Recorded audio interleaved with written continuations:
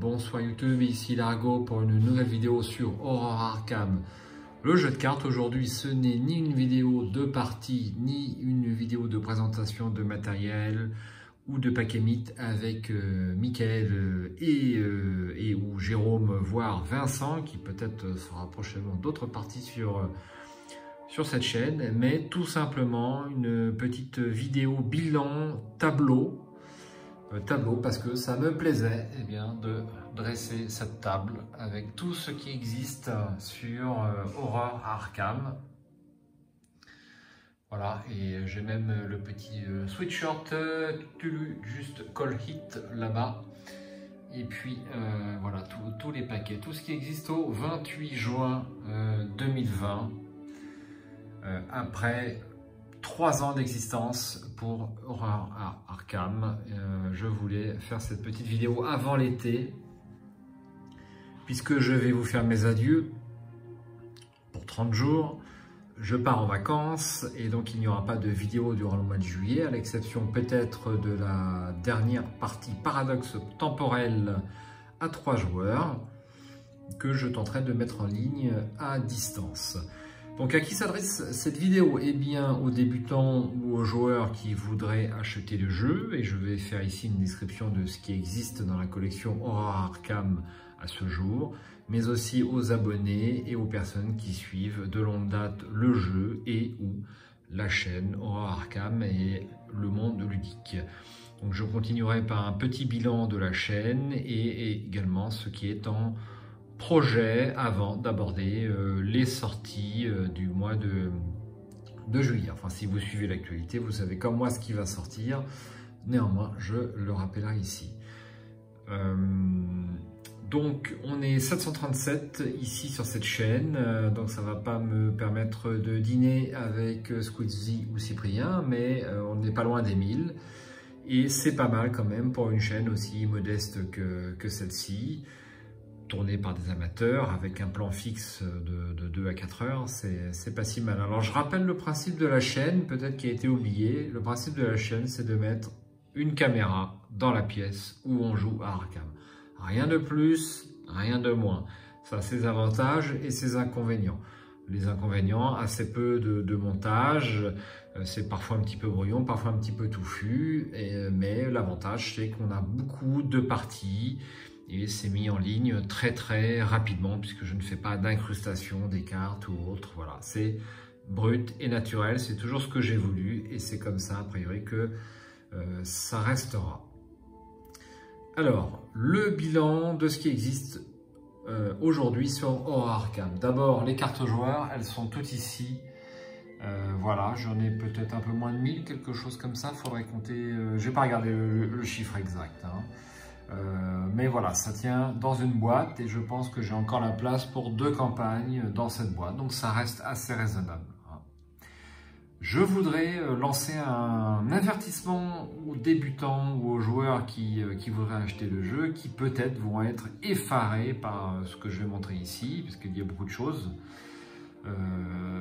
Surtout pas, ne soyez pas inquiets de tout ce qu'il y a à acquérir sur Horror Arkham, parce que c'est une collection de cartes, une collection, ça se complète, collection de timbres, une collection de billets, une collection de cartes à Horror Arkham, on a envie qu'elle soit complète, mais ce n'est nullement obligatoire pour jouer à ce jeu fantastique qu'est Horror Arkham, le jeu de cartes. Vous pouvez passer de fantastiques soirées avec la boîte de base, et moi je conseille effectivement la boîte qui est ici, la boîte renouveau, je vais y venir. Mais franchement, la limite, ce sera votre temps disponible et elle sera rapidement atteinte, donc c'est pas la peine de tout acheter d'un coup, de toute façon vous ne pourrez pas tout jouer d'un coup. Alors les cartes, j'y suis venu. Les paquets indépendants, donc il y en a 5, il y en a 2 où il n'y a pas de boîte, ce sont des print on demand et il n'y a pas de boîte. Cela dit, j'aurais peut-être pu mettre la première carte, j'y penserai pour la prochaine vidéo de ce type. Donc là nous avons les labyrinthes de la folie, meurtre à l'hôtel Excelsior qui est le plus récent, et puis gardien de l'abîme. Donc ici nous avons 2 scénarios et ici un seul gros scénario en multitable. Ce scénario ne me paraît pas très à propos avec une seule table. Multitable, ça peut être 2 tables de 2 personnes. Ça fait 4 joueurs, c'est tout à fait possible. Donc 5 scénarios indépendants, c'est leur principe, c'est assez sympa. Donc ce scénario est le plus difficile de mon point de vue de toute la collection Horror Arkham, et celui-ci, de mon point de vue, est le plus facile. Le plus facile, cela dit, avec l'ensemble de la collection. C'est vrai que j'ai pas pu tester par définition ce scénario avec une collection partielle de cartes, c'est certainement un petit peu plus difficile. Ici, vous avez la boîte de base que tout le monde connaît bien, c'est votre boîte sur votre table de chevet, nous le savons tous, et la boîte renouveau, donc qui ajoute de la rejouabilité au scénario, une rejouabilité déjà tout à fait satisfaisante avec la boîte de base, mais là on en a encore un peu plus pour notre argent, et puis aussi un certain nombre de joueurs. Accessoirement, le terme ne me plaît pas parce que c'est vraiment un plus important, c'est une boîte de rangement pour l'ensemble de la campagne Horror Arkham. Et moi, je trouve cette boîte très très bien faite. Et je crois que c'est 25 €. Ça me paraît être un prix tout à fait raisonnable. Et le rangement, c'est important à Horror Arkham, vous le savez. On continue avec la première campagne qui était sortie donc en janvier 2016, enfin tout de suite après la sortie du jeu. C'est l'héritage de Dunwich, directement inspiré de l'abomination de Dunwich. Vous y retrouverez tous les personnages de la nouvelle de Lovecraft, le professeur Armitage, Rice, Morgan, ainsi que les habitants, certains habitants du village de Dunwich. Et vous allez de nouveau être en contact avec eh bien, la progéniture de Whitbur. Je crois que c'est de mémoire, c'est un rejeton de Yog-Sothoth. Et eh bien, les Whateley cherchent à nouveau à récupérer le Necronomicon et vous allez devoir les en empêcher et vous débarrasser des monstres invisibles, des rejetons de Yog-Sothoth dans ce scénario. Donc c'était la première campagne sortie sur Horror Arkham, ça reste un coup de maître. Hein, c'est un premier jet, il faut le rappeler, ils n'avaient pas trop l'expérience, ils n'avaient que la boîte de base. Néanmoins, je prends toujours autant de plaisir à retourner au musée Miskatonic ou à prendre le train pour Dunwich ou à me balader dans les environs de Dunwich. C'est vraiment une super campagne. Je vous renvoie vers la petite vidéo que j'ai faite pour savoir quelle campagne choisir après la boîte de base. Ensuite, la deuxième campagne, c'était la route de Carcosa, directement inspiré du Roi en jaune de Chambers, lui-même inspiré des écrits de Lovecraft. Vous allez partir à la recherche de Carcosa, la cité où siège Astur, qui peut-être n'est autre que l'homme masque blême que vous allez poursuivre tout au long de cette campagne. Donc les deux premiers scénarios, voire peut-être uniquement le premier, sont un petit peu oniriques, ça se tasse tout de suite et on revient dans du très classique pour Lovecraft. Les Français sont peut-être un peu plus attachés à cette campagne que d'autres parce que vous allez aller au Mont-Saint-Michel, à Paris, et puis dans le dernier scénario, comme beaucoup de derniers scénarios dans les campagnes de Lovecraft et d'Horror Arkham, eh bien vous allez parcourir les espaces extra-dimensionnels. C'est vraiment très très sympa.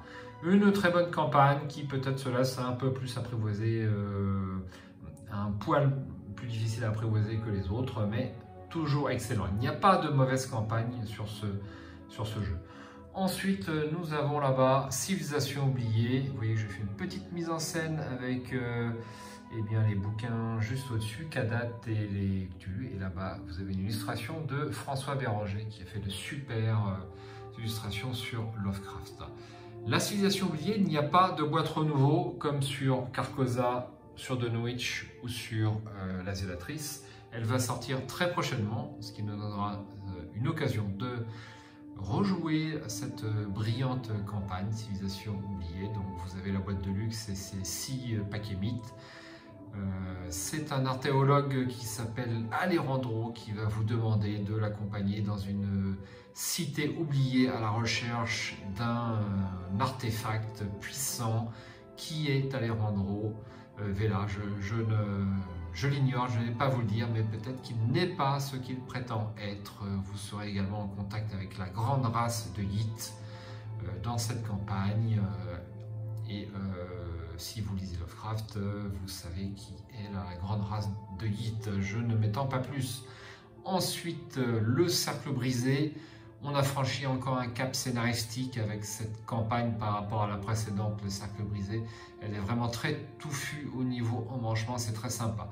Dans cette campagne, vous serez aux prises, ou peut-être serez-vous allié d'ailleurs, de la loge du crépuscule d'argent contre un cercle de sorcières maudites, peut-être, rencontrées dans les bois d'Arkham, ou au contraire, allez-vous vous allier à ces sorcières contre la loge du crépuscule d'argent, mais vous pourrez également, si vous êtes prudent, rester entre ces deux groupes et tenter de ménager la chair au chou, si j'ose dire. Une très très bonne campagne, vraiment, et je n'en ai toujours pas, j'ai toujours pas bien cerné tous les aspects scénaristiques. Il faut leur en jouer plusieurs fois pour y arriver. C'est vraiment très très sympa. Là-bas, vous avez le petit sweatshirt Cthulhu Just Call It, hein, si ça vous intéresse, c'est sur Etsy. Et puis la dernière campagne, donc 1, 2, 3, 4, 5, c'est la 5e. Les Dévoreurs de rêves, il y a quelques semaines, le dernier paquet est sorti, c'est la tisseuse du cosmos. C'est une campagne qui vous emmènera dans les contrées du rêve en compagnie de Randolph Carter, qui est l'un des héros de Lovecraft, voire son alter ego dans ses romans. Et cette campagne a la particularité d'être jouable en 2 mini-campagnes de 4 scénarios. C'est très sympa.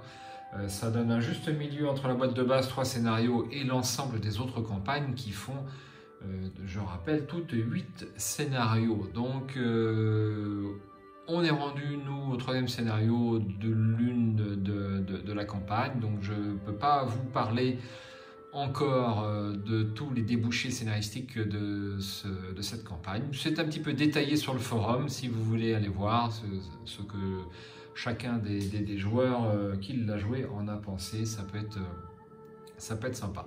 Voilà, j'ai fait le tour. Vraiment, j'ai passé un petit peu de temps à dresser cette table. Comme vous voyez, moi j'aime bien ce tableau et je vous en fais profiter.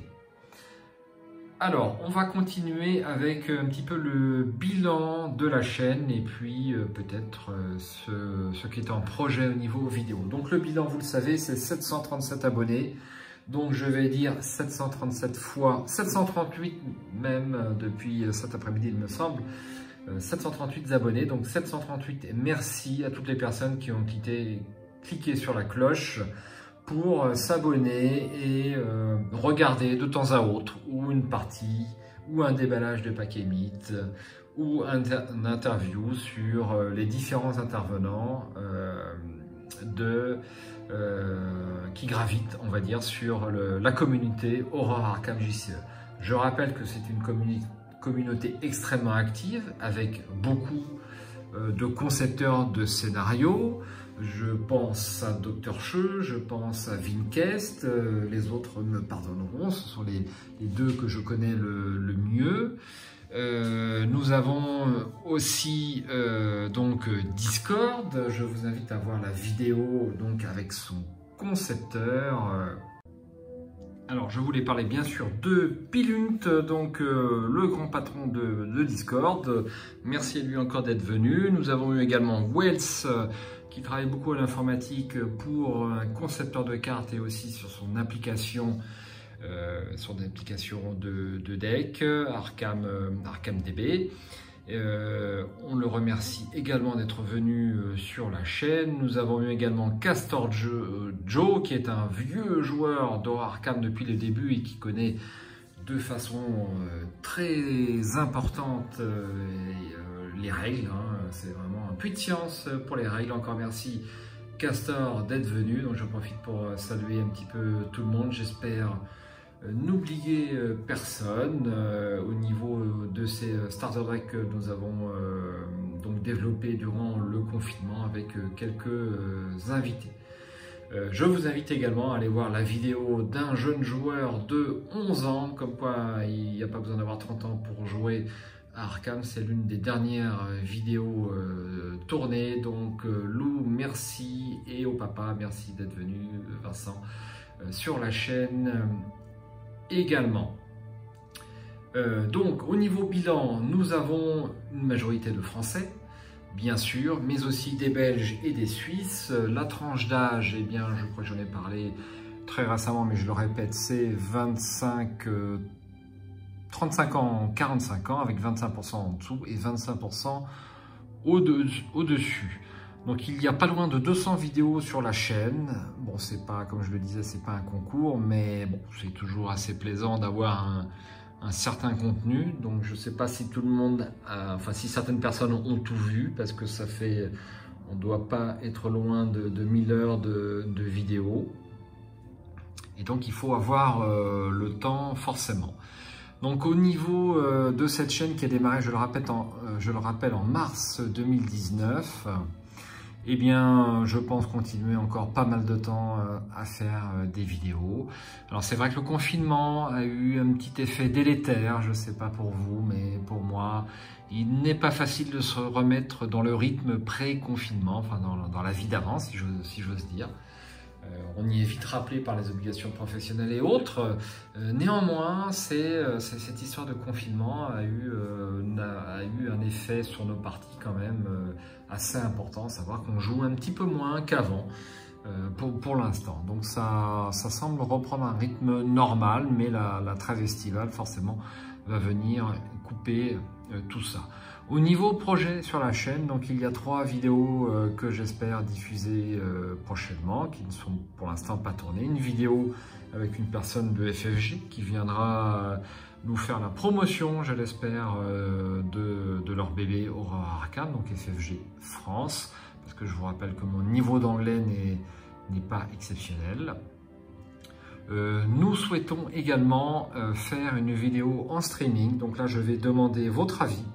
Est-ce qu'une partie en streaming, puisque c'est l'avenir, hein, il y a 10 ans le streaming c'était peut-être pas forcément, on trouvait ça peut-être un peu bizarre de regarder des personnes regarder jouer, mais vu le succès de Twitch et de YouTube, eh bien écoutez, c'est dans l'air du temps. Voilà, c'est comme au cinéma, c'est un petit peu pareil, c'est du streaming. Donc on a ça en projet, peut-être à 2 joueurs, moins sûr à 3 joueurs parce que ça risque d'être très très long. Il y aura de l'interaction avec les viewers, forcément c'est le principe. Et donc ça va rallonger beaucoup de temps sur la partie. Bon, on peut essayer, ça marchera pas, ça peut être intéressant ou pas, on verra. Qui ne tente rien n'a rien. Donc si vous êtes intéressé par une partie en streaming, eh bien écoutez, n'hésitez pas à mettre un petit message. Ou alors si vous trouvez ça nul de chez nul, ben, vous le mettez aussi. Et enfin, une 3e vidéo qui est toujours en préparation, j'en parle depuis un certain temps, donc il va falloir que j'arrête d'en parler, mais que je la tourne. Ce sont eh bien, les livres sur Lovecraft que vous voyez ici, puis vous en avez 2 autres là-bas. Donc j'aimerais relire l'œuvre une 2e fois, c'est en cours, avant de pouvoir bien en parler.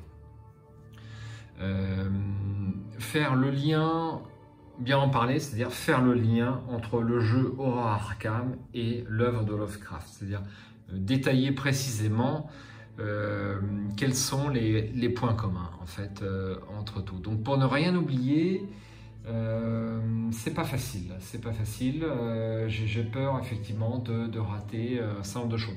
Donc on a une évidence, c'est l'héritage de Dunwich, on a une partie de la civilisation oubliée, c'est évident aussi. Après, c'est un petit peu plus compliqué. Par exemple, le meurtre à l'hôtel Excelsior, je ne suis pas certain que ce soit inspiré d'une nouvelle de Lovecraft. Le gardien de l'abîme non plus, le loup-garou, tout ça, je n'ai pas vu forcément de points communs sur ces scénarios-là. Donc, je voudrais relire une 2e fois toute l'œuvre. Donc, ça me prend un petit peu de temps, forcément, de tout relire. Donc voilà pour les vidéos en préparation et au niveau des projets. Concernant les sorties, eh bien, si vous suivez l'actualité, vous savez que prochainement va sortir le Blob. Donc le Blob, c'est un scénario qui est dans la lignée de ces 3-là, surtout celui-ci, puisque ça sera un scénario multitable. Alors dans quelle mesure sera-t-il jouable à une seule table? Je l'ignore, mais je pense qu'il a été fait pour du multitable, hein, le Blob, directement inspiré des monstres des années 60 et des séries américaines de cette époque, avec un monstre qui absorbe tout. Il faudra se coaliser, se coordonner pour arriver à nous en débarrasser. Ensuite sort pour la civilisation oubliée la boîte Renouveau, donc la boîte rectangulaire comme celle-ci, la boîte renouveau. Je pense début juillet, donc je ne sais pas si on va la jouer tout de suite puisqu'on sort de Civilisation oubliée, à voir avec mes acolytes. Et puis dernière sortie, eh bien les 5 starter decks, enfin avant-dernière sortie, les 5 starter decks. Donc nous avons un mystique, un gardien, un truand, un chercheur, j'en oublie un survivant. Je vous invite à aller voir les 5 vidéos sur ces 5 starter decks. Moi je trouve que c'est une bonne chose pour attirer de nouveaux joueurs. Quand j'ai déballé pour la première fois au Arkham, j'étais un petit peu perdu sur ce que je devais mettre dans mes decks investigateurs. Et même en suivant la notice, aller chercher toutes les cartes, c'est compliqué. On n'a pas l'habitude de naviguer dans ces gros paquets de cartes lorsqu'on ouvre la boîte. Une carte au joueur, c'est quoi? Des points d'expérience, c'est quoi? Moi, je me souviens, j'ai été un petit peu perdu et j'ai mis, je crois, 45 minutes à faire mes 2 decks. Enfin, c'était un truc de malade. J'étais pas certain que les decks étaient corrects. Est-ce qu'il y avait bien la carte traîtrise? Est-ce qu'il fallait la rajouter? Tout ça n'était pas super clair quand même au déballage, il faut se concentrer. Donc avoir 5 paquets directement exploitables et hop, on achète une de luxe, moi je trouve ça très très bien. Et si vous êtes débutant, eh bien peut-être que en plus de ces 2 boîtes que je vous recommande, eh bien achetez un starter deck sur la classe d'investigateur qui vous intéresse le plus, ou peut-être 2 starter decks si vous jouez avec votre compagne ou un ami. Et dernière sortie, eh bien la nouvelle campagne. Donc nous serons à la 6e déjà, la 6e campagne pour Arkham qui s'intitulera Cauchemar à Innsmouth. Donc là, je suis certain que ça sera inspiré de la nouvelle d'Innsmouth. Nous allons peut-être rencontrer des profonds, des dagotes, ce type de grand ancien. On y est impatient d'y être. Encore va-t-il falloir trouver le temps de jouer cette nouvelle campagne. Je ne sais pas comment vous faites. Bon, je pense être classé dans les joueurs passionnés. Néanmoins, j'ai du mal à faire plus de 2 parties par semaine dans mes meilleures périodes. Et à partir du moment où vous avez en cours une ancienne campagne, eh bien tout de suite vous prenez un petit peu de retard dans la campagne qui est en train de sortir. Alors, il y a un scénario qui sort tous les mois, ça peut paraître pas beaucoup, mais finalement c'est quand même, je trouve ça quand même assez copieux. Alors si vous rejouez jamais vos anciennes campagnes, forcément ça doit vous faire un petit peu. Mais moi j'adore rejouer les anciennes campagnes, et finalement rejouer des scénarios que l'on connaît un petit peu, c'est un grand plaisir. D'essayer de damner le pion aux créatures du mythe de la meilleure façon possible. Alors, que dire encore sur les sorties? Eh bien, je pense avoir fait le tour et ne rien oublier sur les prochaines sorties. Donc, ça sera tout. Que vous dire avant de vous souhaiter un bon été et peut-être de bonnes investigations durant la période estivale? Moi, je joue un petit peu moins durant l'été, c'est parfois un petit peu plus difficile. Hein. Le soleil, le rosé, pas mal de choses, il y a pas mal d'appels, éventuellement la piscine si vous avez cette chance-là. Donc je joue un petit peu moins en été. Donc on verra au mois d'août. J'ai pas refait de partie en solo depuis pas mal de temps. Et la raison est très simple, j'étais assez vexé de m'être trompé de conclusion sur mon dernier scénario, voire assez en colère. Donc pour l'instant je n'ai pas continué la partie en solo, mais bien entendu je n'ai jamais entamé une campagne ici sans la finir, donc je la finirai quoi qu'il arrive avec grand plaisir, parce que là l'envie revient. Voilà, et bien on s'achemine vers la fin de cette vidéo et de ce tableau, hein, voilà, je pense que c'était le but de cette petite vidéo. Je n'ai pas vu ça sur les autres chaînes, ni même chez FFG, donc pourquoi ne pas dresser de temps en temps cette table avec tout ce qui existe sur Arkham. Je vous fais un petit plan d'ensemble. Avant de vous souhaiter, comme je l'ai dit, un excellent été, de vous retrouver peut-être, j'espère, au mois d'août pour de nouvelles parties et de nouvelles investigations sur ce jeu fantastique. Alors un dernier mot, comme vous avez pu le voir sur cette table, eh bien moi je suis très attaché à la mise en scène pour mes parties. J'espère que vous faites de même. Je trouve que c'est important pour votre qualité de jeu, de faire une mise en scène, d'avoir un petit rituel, un petit cérémonial quand vous jouez avec votre compagne ou avec vos amis. Voilà, à 18 h, vous préparez le scénario et à 20 h 30, c'est le grand affrontement, c'est le grand moment. C'est l'affrontement avec les grands anciens de Lovecraft. Ça va être une épreuve. On va se battre pour y arriver et je pense que c'est la meilleure expérience de jeu possible. Il faut peut-être pas faire de... Moi, je n'aime pas faire des parties, rejouer tout de suite derrière le même scénario. On perd un peu le côté immersif, ce type de choses. Donc ça, c'est mon expérience personnelle. N'hésitez pas à me faire part, à nous faire part, puisque j'inclus Michael et Jérôme dans ces vidéos, à nous faire part de votre façon de jouer. Est-ce que vous jouez sans sleeve, par exemple? Ça m'intéresse. Je crois avoir rencontré un joueur il y a un an qui jouait sans sleeve. Est-ce qu'il est toujours là? Est-ce que vous emmenez vos cartes en vacances? Est-ce que vous jouez avec sauvegarde? Enfin, tous ces éléments, n'hésitez pas à me faire part de votre expérience de jeu sur Horror Arkham et de la façon dont vous appréciez de le pratiquer. Alors j'ai une petite idée de la réponse au vu du forum, etc. Mais tous ces éléments-là m'intéressent. Je vais vous dire à ciao, bonsoir et j'espère à très bientôt sur cette chaîne et puis aussi sur la chaîne belge. Ce sont des concurrents, mais des concurrents, le mot est bien, des confrères, je préfère le terme, des concurrents, des confrères bien sympathiques que Shep et Ryzen. Je salue au passage Tribulation Solo, je crois que je l'ai oublié tout à l'heure au niveau des invités. Forcément, ça va de soi, bravo pour son côté technique au niveau de ses vidéos. Je pense que c'est un très bon concepteur de deck, donc Tribulation Solo, j'espère à bientôt également. Et puis à ciao, bonsoir, je vous souhaite un excellent été à tous et d'excellentes investigations comme je vous l'ai dit. Ciao!